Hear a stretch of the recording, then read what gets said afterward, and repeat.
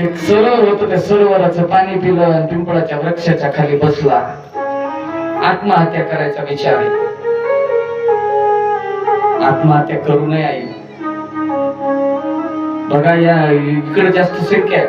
भारतामध्ये ते सर्वेक्षण झालं, आत्महत्या कोण जास्त करते, मेल का फिमेल, म्हणजे महिला का पुरुष. तर महिलांचं प्रमाण जास्त. का? हे सारा विचार करत नाहीत रागाच्या पुढे. आत्महत्या करत असताना 25 बारे विचार करावा. माणूस आत्महत्या करणार नाही. भिंडूक लोक आत्महत्या करत असतात. म्हणून आत्महत्या करू नये. त्याच्या मागचं शास्त्र सांगतो, त्या जीवाला गती मिळत नाही. गरुड पुराण सांगतो त्या जीवाला गती नाही, म्हणून आत्महत्या जीवनात नसायला पाहिजे.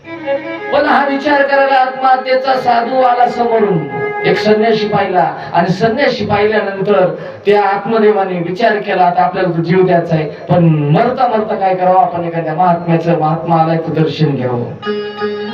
म्हणून त्या साधूच्या चरणाला लागला. साधूने आशीर्वाद दिला. आशीर्वाद दिला तरी पाय सोडायला तयार नाही. साधूला सांगितलं, अरे बाबा म्हणले आशीर्वाद दिलाय, पाय सोड माझा.